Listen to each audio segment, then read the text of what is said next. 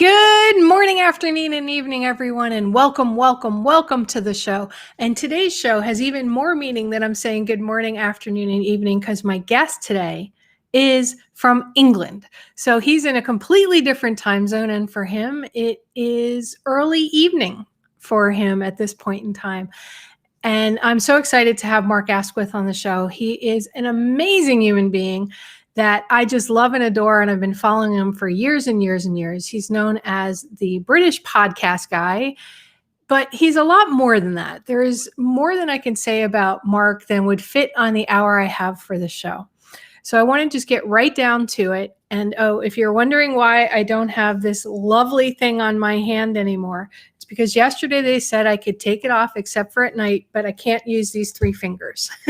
So I'm not able to do a lot yet. But I've gotten rid of that lovely accessory that I had on that a listener to the show called it my flipper. So there you have it, my update on my hand. Let's bring Mark Asquith onto the show right now because he's just been waiting so patiently over in jolly old England. I'm a patient person. Okay, and you're muted. That in my old age. I think it takes a while to catch up. Yeah. Yeah, it's like we're on a delay all of a sudden. That is so strange. The internet, it'll never catch on.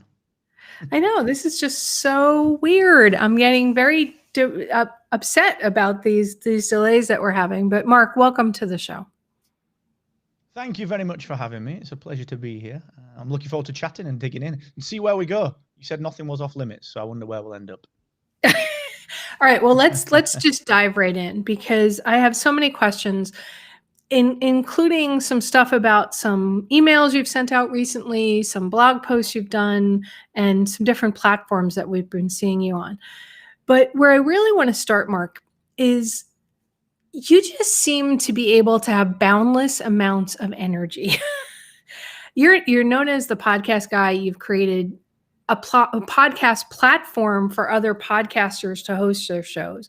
You run a business. You have a family. Last time you and I talked, your nails were all different colors because your niece had put nail polish on your hands. So you're obviously a family man. How do you manage to do that all and stay sane? It's just clever PR, if I'm honest. I'm not really that busy. No, I think this is as cliched as it is.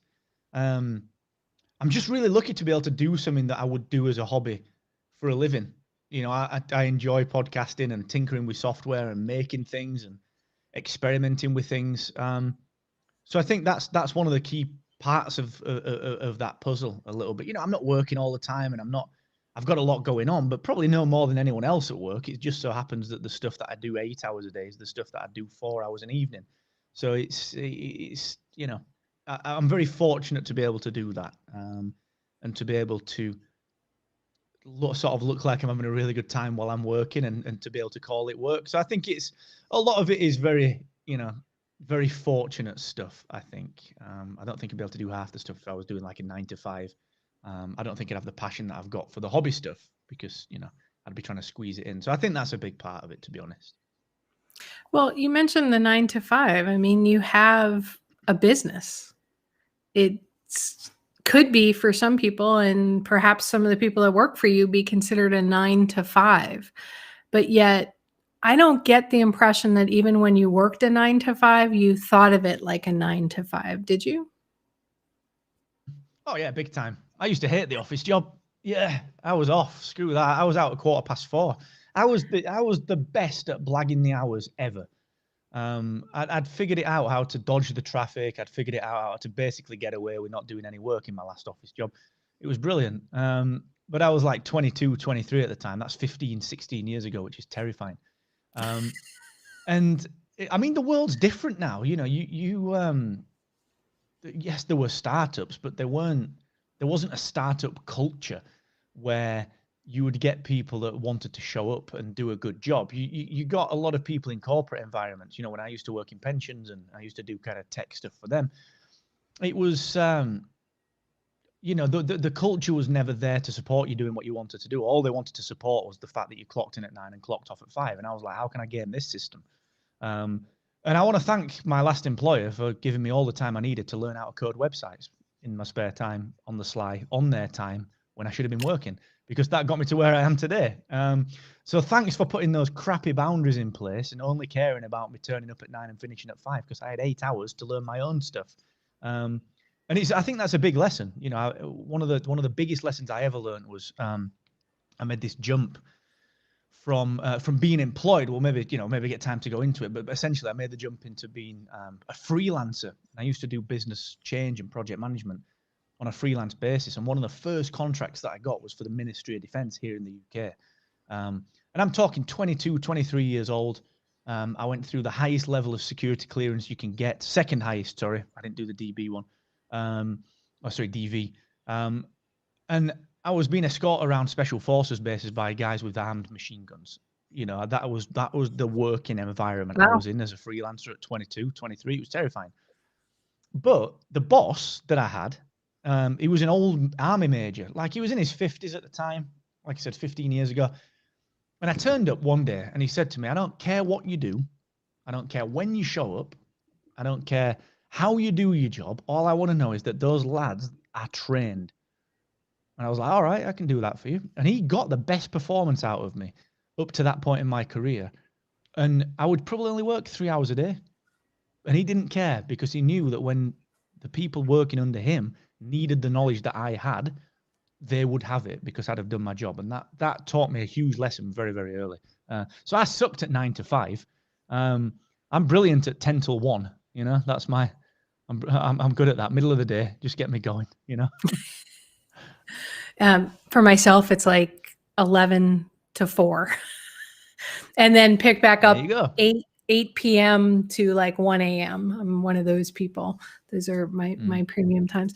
All right. Well, you learned that lesson from that major, which is really amazing at the age that you were at, with the project levels that you were working at, and with the people that you were working with. What did you take from that really launched you into what you're doing now, and how you're working with, even with your clients that are around the world and the people that work for you? Yeah, so everyone really wants to turn up to do a good job. And I think that's the thing that I learned from that early on. You know, it really is just about doing the best that you can. And everyone turns up to work to do that. Like, everyone wants responsibility, and they want the ability to show that they can do a good job and that they care about doing it. And that was the biggest thing that I learned from that. And I took that into a lot of other contracting work after that. You know, I had a lot of falling outs with bosses that just wanted the 9 to 5. And I was like, well, look, if you just let me do my thing, I will give you a better job. You'll get more for your money, but I ain't going to be here at 5 o'clock because the traffic's really bad. It's stupid. Why would I do that? What a waste of time. And those that got along with me and understood that really got the best out of me. And that's what I tried to do, you know, for the team here when we're building Captivate as an example. You know, we've got a team of 13 people building a podcasting platform, and we're shipping new stuff all of the time. You know, and there'll be weeks where I don't talk to the developers because I know that they're doing a good job and I can trust them to do a good job. And it's not because I've imbued through some amazing leadership this culture of wanting to produce the best. It's because they're really good at what they do and they want to do good work. Why would you not? So I think that's the key thing. If you can just breed a culture of allowing people to do the right work and the good work, you know, let them really see what they can achieve, that can lead to really, really big things. It can lead to a lot of success and a lot of enjoyment and a lot of refreshment and fulfillment and all the months, you know, everything that comes with running your own business. And, you know, a lot of people do treat, of course, you know, they work for our companies and they'll see it as a 9 to 5, and that's all right. But I think it's all about just making sure they enjoy it and they want to produce the good work. That's the key thing. So that's something that I've tried to propel through not only, you know, what I'm doing now, but you asked about sort of the journey. You know, this freelance work I was doing was 2005, 2006. And I sort of took that through to the agency that I founded, the design and digital agency. And, you know, there's probably an interesting story there about how you get to a certain level and you know, and things, directions change a little bit. Like I wanted to push more in that direction, and the other director wanted to push more in the other direction, and that, you know, you call it quits. And I think just one of the other kind of peripheral lessons is just always having that bit of a true north for yourself. You know, I said right at the beginning, I'm very fortunate to be able to look busy because all the stuff I do is around the thing that I love doing. You know, I would be podcasting and building podcast stuff even if I worked for a pensions company 9 till 5. I would still be on a night doing what I do now. I can just do it for 8 hours. And I think the biggest lesson that I've learned with that, you know, that aspect of it is, you know, it's like creating a blog or creating a YouTube channel or anything, you know, doing one of these live streams or whatever. Like, unless you enjoy doing it, you ain't going to stick to it. And it'll just become a 9 to 5. And it might be an 11 till 4, or it might be a 9 till 12. The point is, you know, 9 to 5, the words 9 to 5 represent something that you turn up and don't really give too much to. And anything that you do that you're not passionate about will turn into that. So, yeah, a bit of a long-winded answer, but I think it's those lessons that I learned way back then that have allowed me to build upon them, which is quite fascinating, really. I don't talk about that much.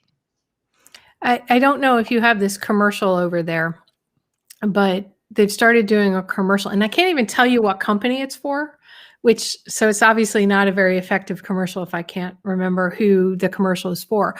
But Dolly Parton was famous for over here for the song 9 to 5 and the movie 9 to 5. And they're now doing a commercial with her singing a song 5 to 9. And it's with all these entrepreneurs launching businesses after their day jobs.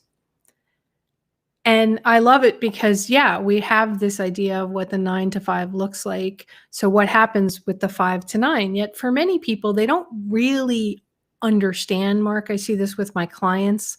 A lot of times, you know, they're launching themselves out as entrepreneurs and they're like, I'm working harder than I ever have. I can't do this. And I'm like, you know, if you have to do every single job in the business, just think about the corporate life you're leaving and how many people it takes to keep that business running. Now you're doing it yourself. Yes, it's a lot of work. If you're not prepared to do it, then maybe entrepreneurship is not the right avenue for you. For listeners that may be considering launching out on their own, what would be your piece of advice to them? Well, I think the entrepreneur tag is an interesting one. And that would be my first thing to say. Don't even worry about being an entrepreneur. You're a small business owner. Richard Branson's an entrepreneur. Steve Jobs was an entrepreneur. The people that can grow and scale multiple businesses and repeat that formula in different niches and different industries, they're entrepreneurs. You know, having a website and creating content, you're not an entrepreneur yet. You know, you're a small business owner. That is it. And that's the first thing to understand, is that there's so much rubbish out there. So many people teaching you how to be an entrepreneur who don't make any money themselves. They just call themselves an entrepreneur. So be really careful of that tag. Don't chase the tag. Chase the money. And I know it sounds awful and people say, well, you've got to be in it to enjoy it. And I've just said the same thing. I love it. But you have to earn money. You've got to do. Everyone bloody loves money. I love money. I couldn't buy all this crap that I've got behind me without money. I couldn't play golf that I enjoy playing. I couldn't drive the car. I couldn't go on a holiday. I couldn't do anything at all that I personally want to do without money. And a lot of people feel bad about saying that. A lot of people feel bad about, you know, saying I'm in it for the money. You have to be in it for the money. You have got to be in it for the money. So don't chase the tag, chase the dollars. But with a caveat, don't chase bad money. So I'm talking about bad investment, bad clients, work that you don't want to do. Don't chase any of that stuff. Don't take the stuff just because you need the money. I would rather you worked a 9 to 5 and then did your 5 to 9 separately and stayed in that lifestyle for longer than do the whole, well, if you've got a plan B, you don't believe enough in your plan A. That is largely rubbish. And the reason it's largely rubbish these days is that most entrepreneurs that you see online that are teaching that stuff are not being honest. They started with 20 grand in savings that they could put into a virtual assistant. They started with people to do other things. They started with a redundancy payout, but they don't say that because it's not sexy. So a lot of that stuff, you've got to treat starting a business online the same as you would if you were opening a shop. Go and get that first payment over the counter. Get the dollar. Don't focus on the stuff that doesn't matter and the social media profiles and all the followers and all that crap that no one really cares about. Focus on making the money. Focus on understanding that you're a small business person, not an entrepreneur. That's all right. I'm not an entrepreneur. I've got 5 businesses and I am not an entrepreneur. I'm a small business owner. That is it. There's a distinction mentally that will stop you making ego-driven decisions if you think about it like that. So that's my number one tip to anyone these days is be a business owner, not an entrepreneur. Can you see the hair standing on end? That was brilliant. Thank you. I rant about that a lot. I've never heard it put so eloquently before. And, you know, I've tried to explain this to a bunch of different people, and then they're like, oh, we're a founder, we're this, we're that, you know. And I look at what they've done and it's like, yes, it's really beautiful. You're an entrepreneur, you're starting your own business, you founded a company, but you've not developed it anywhere. You've not taken it anywhere, right? Like with my first tech company, I considered myself a founder and an entrepreneur. I built and sold my company, developed it into multiple states, right? With the company I'm doing now, I'm a small business owner. And it's a beautiful thing. And I want to elaborate on that, Mark, because you also talked about just before that you would spend all of your day long being a podcaster. I see so many people wanting to start podcasts because they feel that it will make them a ton of money and that's going to be their only business. You know, they look at the Joe Rogans of the world. Now, Joe Rogan had a serious career in a slightly different version of podcasting beforehand. He was an actor, he was a radio host, he was all that. Yes, I think that Joe Rogan has done exceptionally well, but that's the less than 1% of the population. So for people looking to say, oh, look what Mark's achieved, even what I've achieved, right? And I haven't even achieved anything, in my opinion, even though I was on broadcast for 5 years. What do you say to that? And what do you think about this idea now that podcasting has become more than the guys, as you've talked about in the past, in their basement, in their underwear, talking about comic books? Well, the good thing is that it's still that. You know, I'm just a guy in my underwear that talks about Star Wars. You know, that's what I do, and I'm fortunate enough to be able to run a business that helps other people to sit in their basement and talk about Star Wars in their underwear. You know, that is still what makes up the vast majority of podcasting. The vast majority of podcasting, and that's all right. That is completely all right. The problem is that podcasting has been flooded with the gurus. You know, the people that will launch their own podcast and suddenly turn into podcast coaches. Yeah, that's rubbish. You know, and these are always the people that are teaching you to stay in your niche, by the way. Well, what's your niche, Mr. Entrepreneur Online, teaching every little thing that they get wind of? Like, what's your niche? So you've got to be wary of those people. That's the first thing, all right? It's not going to explode your network or 10x your business. It's not going to propel you into authority. It's not going to do any of that crap unless you turn up every time and do it.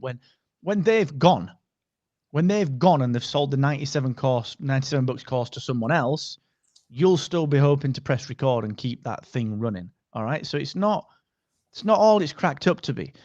Now, podcasting works when you actually go into it for what it is, which is a medium to connect with people on a long-term basis. You know, you wouldn't expect someone to continually turn up to a TV show if the pilot was terrible, or look at the writers' strike in 2008. You know, the SAG writers' strike. Many shows, Jericho, even Lost suffered with this one, even though it was like the biggest thing in the world at the time. You know, people dropped off and things got cancelled. And why was that? Because things kept moving. Numbers kept changing. Schedules kept being shifted.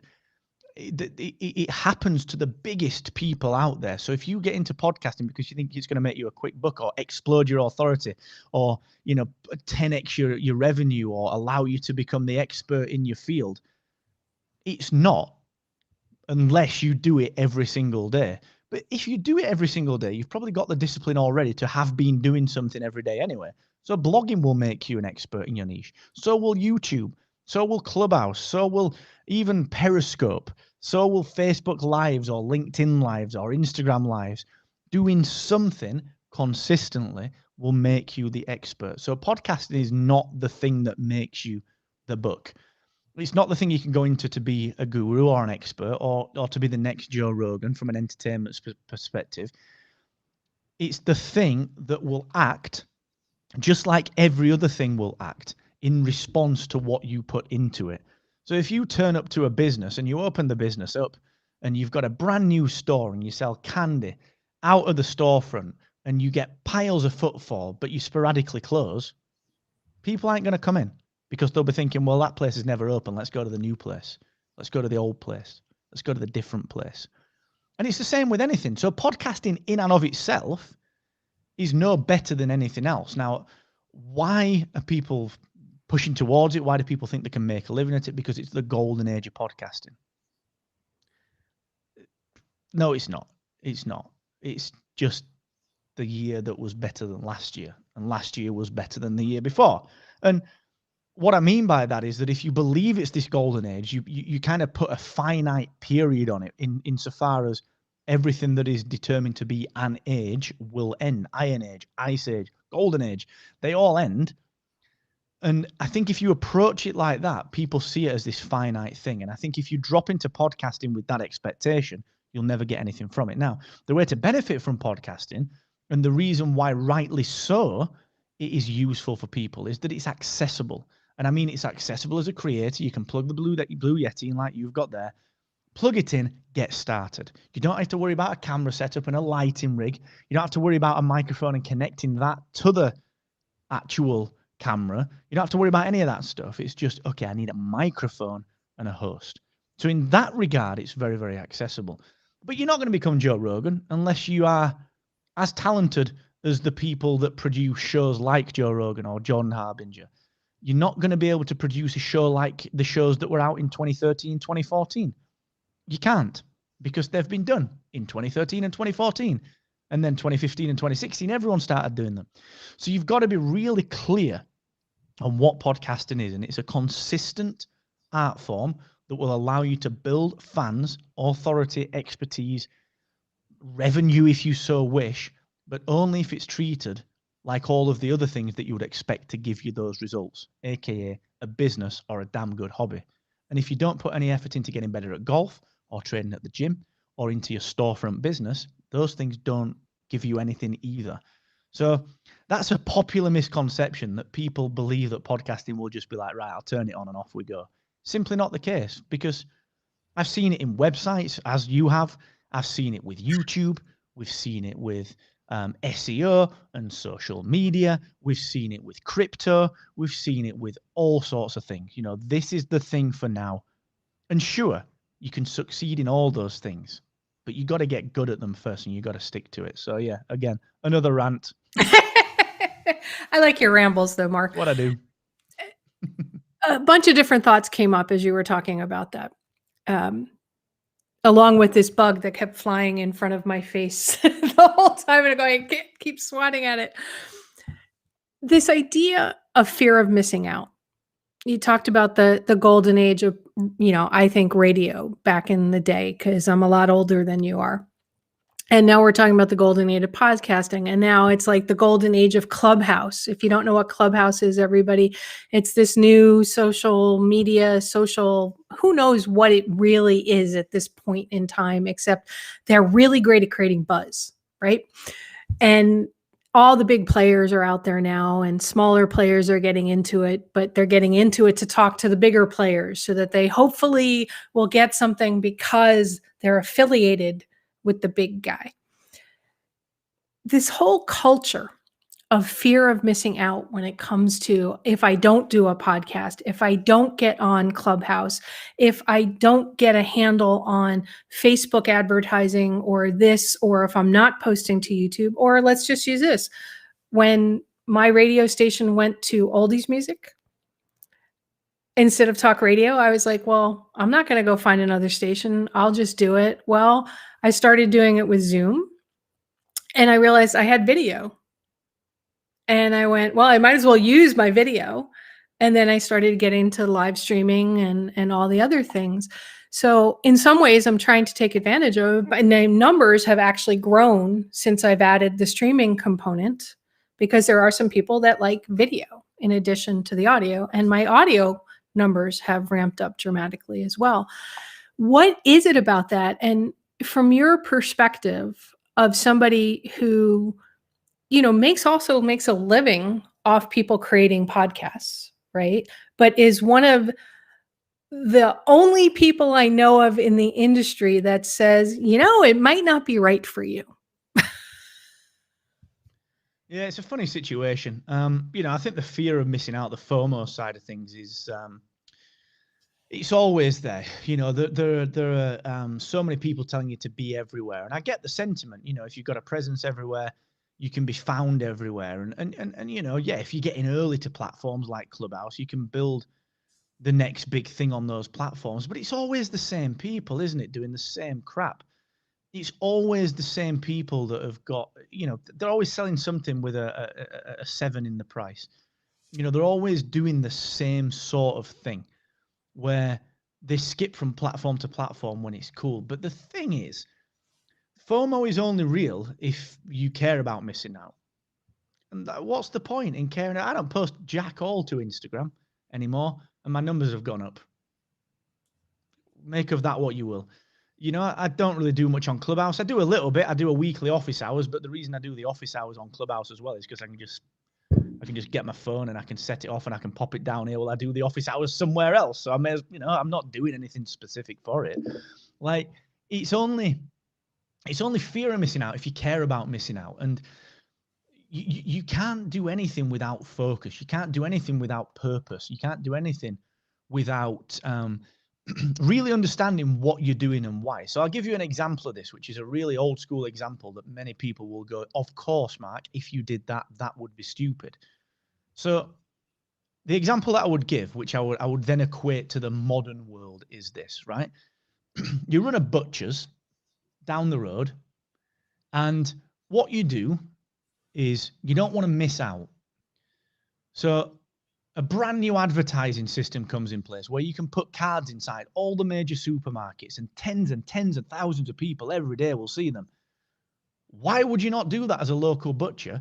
Because otherwise you're going to miss out on all those people seeing the exact thing that you want them to see. So I go ahead and I spend all that money and I spend all that time getting on my little card and my little posters into all these supermarkets in the area. And all these people see this and it's brilliant. They understand that it exists, my little butchers, but they've just bought all the meat.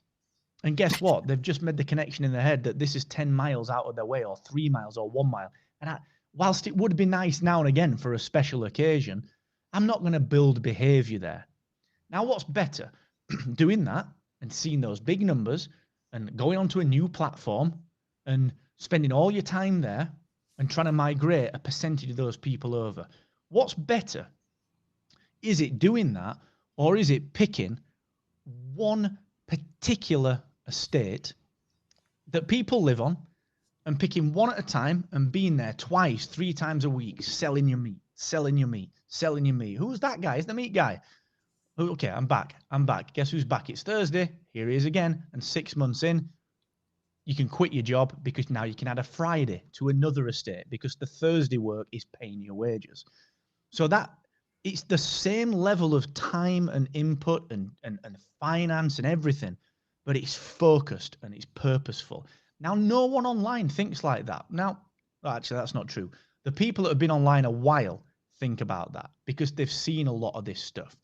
But what happens is that your top level influencers, the people who've got millions of followers and a team of people creating most of their content, right, tell you to jump onto this new craze because they can do it because someone else is doing all their other stuff. That's cool. All right. So investing that time in this new place, that doesn't affect their already running business because there are systems, processes, people in place.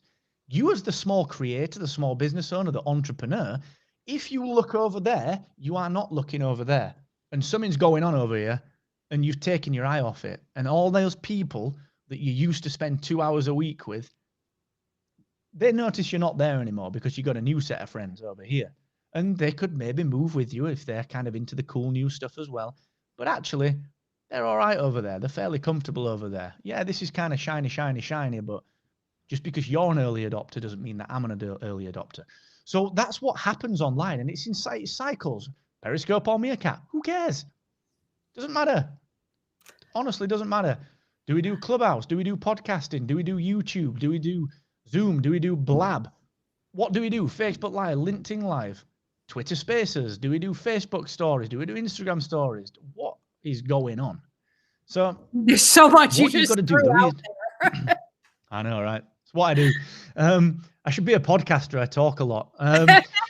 The kind of the salient point with that is, you can only expect to grow if you can measure what is going on. So if I constantly change my exercise routine, I'm probably not going to grow. I'm probably not going to change. I'm not going to get any fitter because my body's like, well, I don't know what's going on. There's no regularity to it. And I don't really know how to adapt to this. So I'm not going to get stronger, fitter, or faster because I don't know how to adapt to it. Same goes for business, all right? If you are inconsistent with being consistent, so what I mean by that is if you are consistently doing something, but that doesn't matter, so you're consistently trying the new thing, you're consistently trying the new angle, you can't measure anything, so you can't test anything, thus you do not grow. So what to do is just pick one or two things. They can be the new things, they can be the old things. It's totally fine. Just pick something and stick to it for a good chunk of time and measure whether it works. I literally have not posted anything to my Instagram for what, 2 or 3 months. I don't even have the app on my phone. I just don't bother with it because it doesn't do anything. You know, all I do is really focus on Twitter because, frankly, I like Twitter because I can have a bit of banter with my listeners, but also scope out what's happening with the Justice League film and what's happening with the Star Wars film. Like, it's all in one place. So you can't flit about, all right? You have to be consistent. You've got to be really clear on what you're trying to achieve. And if you are the butchers trying to get your name out into the local area, go where the local people are. Don't go where you think they'll be. Don't go to the places where they're not going to need you. Make their life convenient and be at the place that they need you when they need you. And that's what it's all about online as well. But people just don't do it. People are consistent at being inconsistent. That is a complete, utter base truth of online entrepreneurship. That was long. This is the first time I've actually been able to hold a pen and write something, even not with my left hand. And it's still really hard because I can't bend these 3 fingers. And I wrote so many different things like building behavior, consistently inconsistent, several other things I've written down here. That concept to me is, for all my listeners out there, that is something, you know, we've talked about on the show off and on for 6 years now, is this idea of you need to know where your customers are. And you need to know who your customers are and who they hang out with and what it is you do, right? And embrace what it is you do wholeheartedly, 1,000%. But what I see, Mark, and I'd love your perspective on this, is it's very easy I hear this from my listeners all the time, but I'm not making any traction. I'm being consistently consistent, right? I'm here every day or whatever. I'm buying Facebook ads, or I'm writing an article for a newspaper or an online thing, or I have a lot of podcasters that listen to my show because I write for Podcast Magazine, as you know, as well. And they're like, I feel like I can't get anywhere. What do you say to those people who, perhaps some of them, because I see this with myself at times, I look at somebody like yourself, somebody like the Joe Rogans of the world, or not even somebody at Joe Rogan's level, but other people who they're claiming they've got millions of downloads or they're making this kind of money. And I go, I should be doing that. So what do you say to people when they feel like they should be further along than they are? Yeah, it's an interesting problem to have, really, because you should only be further along than you are if you've given yourself the push that you need. And a lot of people don't give themselves the push that they need. All right. So again, let's use a gym analogy. I can fill myself full of 3,000 calories right now. I can eat a tub of ice cream and a kebab, and it would be amazing. I would absolutely bloody love to do that. I really would. And it's going to help me grow a little bit, but only a little bit. It's not going to fuel me. It's not going to push me properly. It's not going to sustain me. And the second I switch up my eating and the second I actually fuel myself and I eat the 3,000 calories of clean stuff that my body can use, then I move forward. And it happens quickly. It happens quickly. And the same can be said for podcasting, for blogging, for YouTube. You got to be a sniper with this stuff. You don't need a machine gun. You got to be a sniper. So what you got to do is you got to take aim at the things that are going to work, and you got to keep on hitting the same place. You got to keep on hitting it. And the second that you think you're getting some traction, you double down on the same thing. And that's what people don't do. They don't choose somewhere to aim and to really hit and give themselves the shot in the back that they need to push themselves forward. And then they don't keep hitting it and keep pushing themselves and keep fueling themselves. What they do is they get a little bit of success and then they think, done that, on to the next thing. And you can't do that because you've got to keep perpetually hitting the same thing that works. And you only add another thing that works when this one is systematized or is exhausted. Okay, so if something's working, even if it's an uplift of 1%, do that 10 more times and you've got 10% growth. Okay, so what I would suggest with that is that you start to look for your quick wins. So let's use podcasting as an example.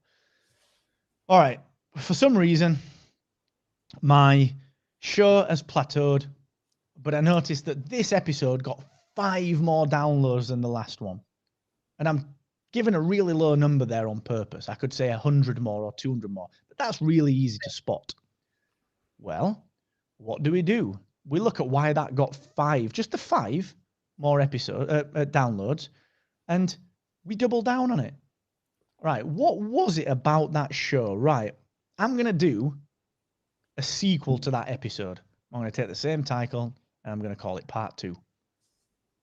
And I do a similar take on the show. I do whatever I've talked about, come at it from a different perspective, whatever, and I publish it and does the same.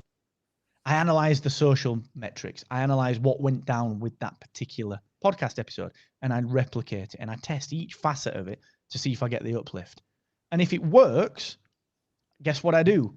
I do episode title, Part 3, and I see if it happens again. But people don't do that. What people do is they go, wait a sec, okay, that was 9 o'clock on a Wednesday, I published that one. Normally I publish it 2 minutes past.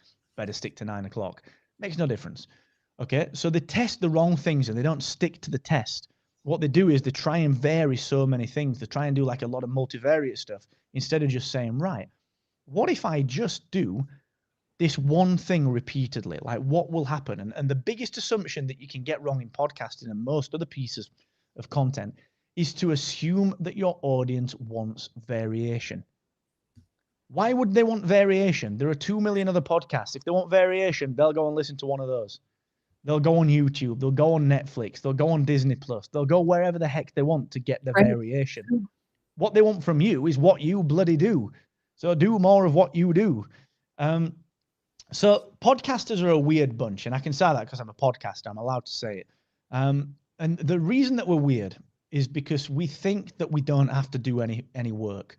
Now, podcasters will get up in arms about that. You can tweet me if you've got a problem with it, at Mr. Asquith. Just tell me off. Honestly, I will take it. But podcasters are a bit lazy, but not intentionally, because what they think is that doing good work will result in good results, but it doesn't. That's like building a beautifully coded website and no one giving a shit. Sorry, but the point is, I'm not a broadcast. You can curse. And you know me, I get a little bit airy. But the point is, you can code the website as well as you want. You can make your audio sound as great as you want. You can do the perfect mastering. You can edit it to within an inch of its life. You can make it NPR level, but you don't do the stuff that moves the needle. And that's where we get lazy. And it's not intentional. It's because most podcasters don't know what else to do. They don't know how to do the marketing. They don't know how to do the one test to look at whether they can replicate the 5% uplift or the 5 download uplift from the last episode. They don't know how to do that. So they lean on the things that they do know how to do, which is to produce more and more content, which gets you more monthly downloads, but not more people listening. So it's a fallacy. So there's a lot to unpack there, but the basic of it is this. Stop worrying about what you're producing. Get something out that's just good enough. Perfection is the death of progress. So stop trying to be perfect. Stop trying to be great. Just be good enough. Get enough good quality audio out there that's good enough. And instead, try and experiment with marketing. You don't have to be a marketer to experiment with marketing. All you have to do is to say to yourself, what if I did 5 parts of this highest ranking episode that I've got? So 2 years ago, I did this episode that's done really, really well. What if I revisited that, broke it down into 5 parts? That will tell me whether that subject matter is the thing that made the difference. And then we devise more and more tests and we test certain other things. But I mean, I could talk about that all day, but that's what podcasters don't do, is they assume 2 things. One, variation is good.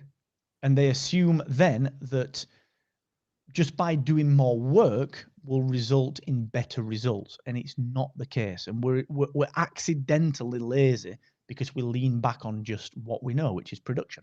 We all do it. I do it as well. And that's not just podcasters. I mean, I No. see this all the time with business people all the time as well. There were a few things I want to unpack in what you just talked about to go a little bit deeper and ask some follow-up.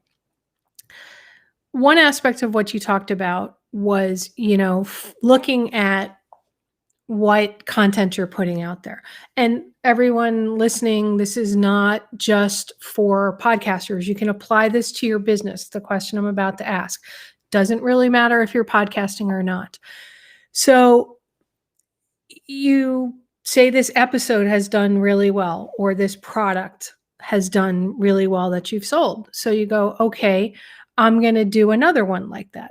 What if you discover that it's not really the topic? It's just because that other person really promoted it for you, or you got somebody to talk about this product you sold and it kind of went viral that way, but the next one, not so much, even though it looks like the same thing. Can you talk about that some more, Mark? Because I think it's a really important distinction to put out there. Yeah, absolutely. So what people tend to do with that is they will focus very much on the what happened, not the why it happened. So they'll focus on, yeah, but this person tweeted it and this person shared it on their LinkedIn and put it on their email list or did a live stream about it. So they focus on the what and they confuse that with the why. So what I mean by that is that if I ever say to someone, well, why? They'll say, well, it grew because of these things that this person did. So they even misunderstand what the question of why means. They interpret that as, why did this episode do well, and turn it back into the what happened. But really what's key with that is, why did this person care enough to do it? Or why did this person have such a low barrier to sharing it or to making it go viral that they were able to do it? Now, there's a couple of reasons for that. Number one, you got someone talking about something that they never talk about. I do a lot of speaking when we're allowed over on, in the States with COVID, and sort of talk at a lot of different conferences post and pre-COVID, and bump into inevitably the same sort of people as me. And, we strike up conversations about things that aren't work. So I might talk at a social media conference, and actually all the speakers that I talk to, we don't talk about social media. We talk about DC Comics and Star Wars. And what happens is we form these inevitable connections. So as a great example of this, Mike Vardy, the productivityist, he and I can talk productivity and SaaS and software and building business and entrepreneurship all day long, but we never do. We always talk about who's the better Green Lantern, Kyle Rayner or Hal Jordan. He's on the Hal Jordan side. I'm on the Kyle Rayner side. Now, we can still talk about the other stuff all day long, but I am much more likely to share an episode with Mike where we go, actually, here's all this productivity stuff and business stuff. Like, go get that. That's a given. But I'll share the episode where we talk about the Kyle Rayner stuff and the Hal Jordan stuff. That includes all the other stuff, the business stuff, Right. but where we have 5 minutes digressing. Why? Because it's fun and it's a bit of banter, it's a bit of back and forth, and it lets my audience into something else that I like that Mike has pulled out of that conversation. So that's the genuine why I would share that, as opposed to the why did it do well, which is actually just the what did they do disguised. So that's one part of it. You've got the person to do something that they don't normally do.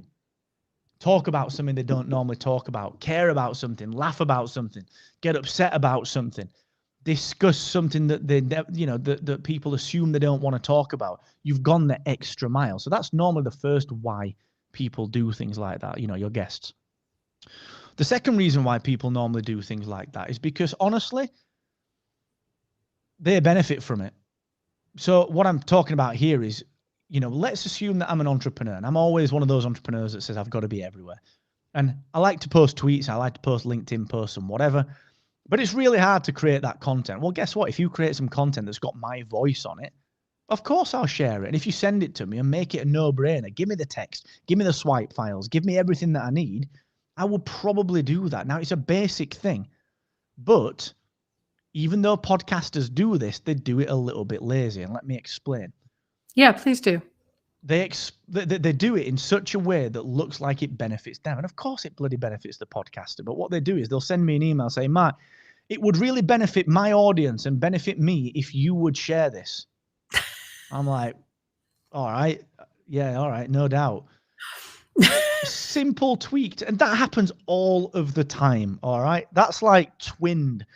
That's the twin email to I'd love to be on your show. I love the podcast. I really like episode 12. I'd love to be a guest. I'm like, well, episode 12 is the episode where I tell you that I don't have guests. So clearly you've not listened to it. Like that's I hate that. What's that all about? So a simple tweak to that is, I think this content would benefit you. Do what the heck you want with it. Here's some audiograms I created. Here's some images. If you want to use it, all well and good. Here's the MP3 file, or here's my share link. Here's my embed link. Here's my player link. Here's the direct CDN link from my host, whatever. I think it would benefit you. Use it however you wish. Oh, and by the way, I recorded you a 30-second testimonial as well. You might not need it, but here's me, saying, hey, this is Mark Asquith, just telling you how great Laura was as a host. Blah, blah, blah, blah, blah. Just have the audio. Just do what you want with it. Of course I'm going to share that. I'll be like, holy crap, look what Laura did. This is badass. I'm going to want to do something with it, as opposed to just, it would benefit my audience if you would share this. Well, not really, right. Would it? And again, it's sort of a problem in podcasting, because I tell you, right, so the second thing people teach in podcasting is this. So they teach you, the gurus, they launch their podcast, and then they teach you how to launch your podcast. But they've not figured out how to grow a podcast or how to make money doing one yet.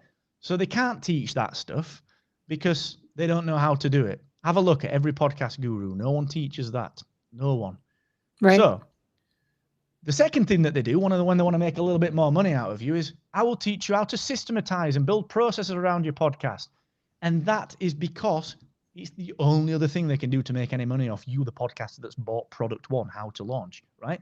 So then what happens is they teach you how to automate and to systematize. Now, I've got a post coming out next week about automation, probably if I get around to writing it. But what I'm talking about here is the automation that takes away the personal element of podcasting. So they teach you to template your emails. They teach you to template this and to template that. And that's fine from a processor's perspective, but you better believe that ain't going to help you to grow, because podcasting is not like it was in 2013 with 250,000 shows out there, where it's a novelty to be on a podcast and you'll take the systematized templated email because you're not getting any other email from podcasters. Now there are 2 million people doing it, and the majority of them are using these templates and these systems and these processes. And you can stand out by actually being a human being. That will get me to share. Okay, so you've got to be a human about it. It's like marketing. Everyone goes on about social media marketing and all that stuff, and they go on about they go on about, you know, what's the easiest way to kind of automate everything and scale things up. But yeah, if that butcher that I talked about earlier send me a handwritten letter in a bloody wax sealed envelope, I'd be like, this is badass. I am absolutely going to buy my sausages from this person. And so it's gone back to the day when like personal works. So there's a lot to unpack on that one. But podcasters are really focused on systems, and so they should be. But what they do is they take out the personal. You know. So that's very important to understand, I think. I love it. And every email you've ever sent, anything that you send, there's always that little personal aspect to it, and I love it. And I'm just showing you my little Yoda I've got there. Do you know a funny point on the emails, by the way, Laura, on that front? A lot of people email back. I got one yesterday. I'm sure this email is automated. So this was an email that I sent about, I can't remember, what did I sent something about my podcast yesterday, the long Probably form. about your podcast launch accelerator and your open hours and things like that. Yeah, it'll have been something like that. In fact, it was my Descript tutorial, 3 ways to use Descript. Love that one. Thank you. And it was like, I just wrote that, you know, it landed at like 12 p.m. I finished writing it at like 11:30. So, and someone replied, it inevitably happens every week. I know this is an automated email. You've got my name wrong. This annoys me. And I'm like, well, I'm really sorry about that. Like, I wrote the name. I wrote this email about half an hour ago. The reason your name's wrong is because actually when you signed up for the product, you put your name in wrong. So that's cool. I can correct it for you. But if you're not called John, I apologize. But you put it in. Yeah. So it's a funny scenario because when I reply and I'm like, oops, and I have a little bit of bants and I kind of show a little bit of humanity and say, yeah, my bad, fat thumbs, look at me. Not very good at that sort of stuff.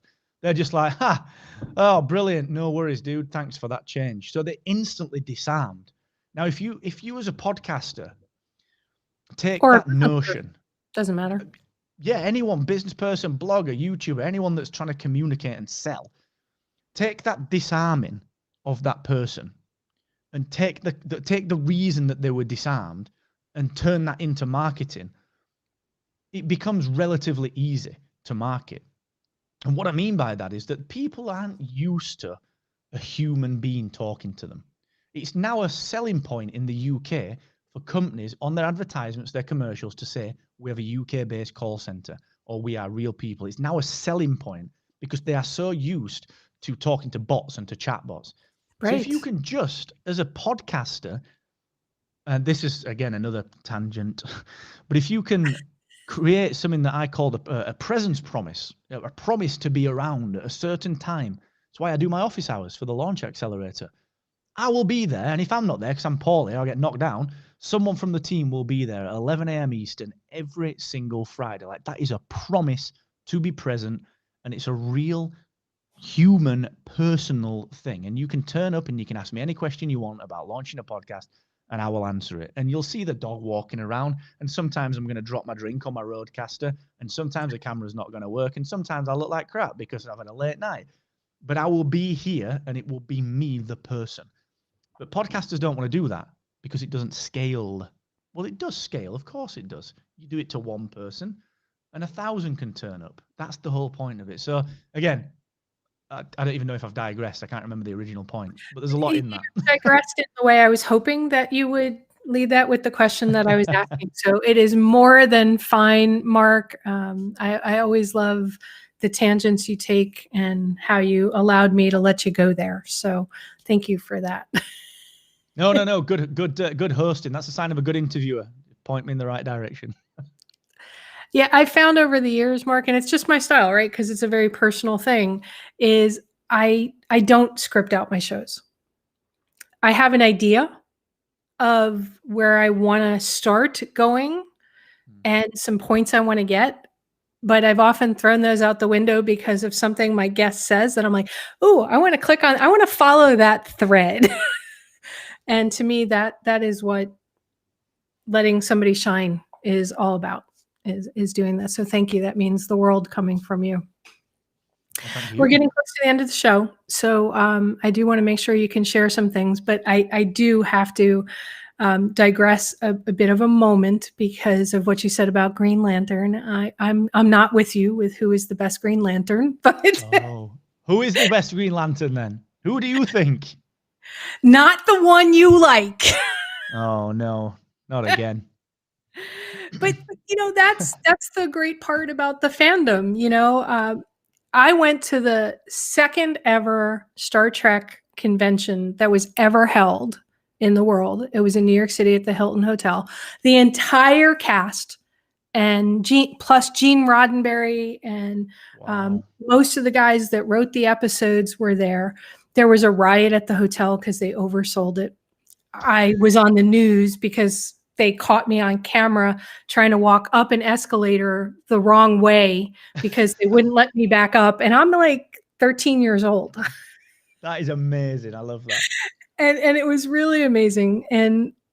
But I'm also a massive Star Wars fan. I remember being in the theater when Star Wars came out, and I still have the t-shirt I bought at the candy counter, the original Star Wars. I have the original Star Wars album, the whole bit. Wow. And I'm laughing with all that because to me that is so much about one of the things I love about you is those conversations. And I was in physical therapy yesterday when they told me could take it off there, and they're like, "Well, how does it still hurt?" And I'm like, "When I try to separate my fingers." And they're looking at me strange. I'm like, when you try to do live long and prosper, and you just it's too painful. And they looked at me at first, and then they burst out laughing. I love that. Do you know, my girlfriend's kind of got a tendon thing going on as well. She sleeps with the supports on both of them now, bless her.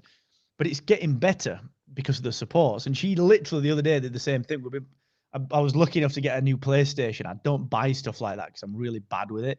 But I got one because I was like, that Spider-Man game looks brilliant. So then, like, fast forward 3 weeks. I was like, "Oh, what happens? What hurts?" She was like, "Well, it's when I move them in a certain way." And she's couldn't explain it. And she went, like Spider-Man, when he does that. And I was like, "Oh, okay. This is, we geeks are now everywhere. I love it." Yeah, and somebody said to me, because they didn't like my story about how it happened, somebody had sent me a box from Harry and David, and it ended up being chocolate truffles. And I went to pick the box up. And they're like, "Oh no, that story is just no good. You have to have a better origin story." They're like, "So just pretend you were Spider-Man and you got this repetitive injury because there was a problem making web." Love it. I love it. Well, that's definitely the story you got to stick to. But only my geek friends will totally get it. So yeah. But exactly. all right. So incidentally as well, just to finish that point, I genuinely get more work, or I got more work for the agency by being a DC and Star Wars fan than any marketing ever. Because people are just people. Like, you like Star Wars, I like Star Wars. We're gonna talk more. That's how it works. That's people are scared of that stuff, which is weird. Just be yourself. Yeah, totally. I mean, this is always by my desk to remind me. I love it. And I know you have in the back of the room, you've got Darth Vader and a stormtrooper, but you also have Yoda sitting there. So I'm not going to complain about that. That's awesome. I've got plenty of weird stuff down there. I know that's a show for a whole nother day, and they can get all that stuff on any of the stuff you do, all your DC stuff, all your Star Wars stuff. To me, it's, I even talked about it in my bookmark, the whole idea of the Force, about being connected to something bigger and allowing yourself to drop in. That to me, I'm just going to give a little shout out. Obviously, people know you're on my show because I love you and I love the stuff that you do, but you're one of the most integrous and honest people in the industry that I know. Well, thank you. I appreciate that. It's weird, isn't it? People always ask how you kind of stick to doing that. And it kind of baffles me because it's just how you want to do business, isn't it? That's always amazed me that it was always the same in the agency days. Like, you're trying to sell a website and, you kind of got to be honest about it. You can't pretend about stuff. And it amazes me that people were surprised by that approach. I don't know what else is going on, but it just feels obvious to just be honest. Do you know what I mean? Yeah. Yeah. And yet so many people, so many of those gurus out there are trying to turn people into a copy of somebody else. And I love that you talk about, and it's what I talk about on the show all the time, be you, because you can't maintain not being you. So Mark, how do people get in touch with you? I know you're doing Podcast Launch Accelerator right now, which is a wonderful program. I've sent many people to it, and I know they're following along with you right now. But what's the best way to people to get in touch with you? Well, thank you so much. This has been fantastic, by the way. I've really enjoyed it. And yeah, the easiest way is probably on Twitter. That's my conversation area of choice. So just at Mr. Asquith on Twitter. And, as you said, just the podcast launch accelerator is at podcastsuccessacademy.com, which anyone can just use that for free. So yeah, see you on Twitter at Mr. Asquith. Right. And you also, for people who are looking to podcast and they need a host, Mark has Captivate and several other things, and you can reach out to him and talk to him about that. I want to thank you so much for being here on the show today. It's my sincere pleasure, honestly. It's always good to chat to you anyway, and to do it live and to chat about a range of things is a lot of fun. So yeah, I'm hoping to be able to see you in person soon after COVID, whenever that may be. But thank you. This has been awesome. All right. Hang on, and I'll be right back to you. All right, everybody. I don't know about you, but even with my hands like this and unable to do Live Long and Prosper with it, I took a whole bunch of notes that I could with some of the stuff that Mark talked about. This will be going up to podcast, or perhaps you're listening to it live on the podcast platform of your choice right now. At the end of the day, what matters, as Mark said, is being you. Don't try to recreate somebody else's idea of success. Find success for yourself and decide what that is, and then go after it. And if you need help, reach out to Mark, reach out to me. We're all here to help you succeed in whatever you choose to do. And remember, at the end of the day, the right questions can change your life. So what are you asking today? Have a great day, everyone.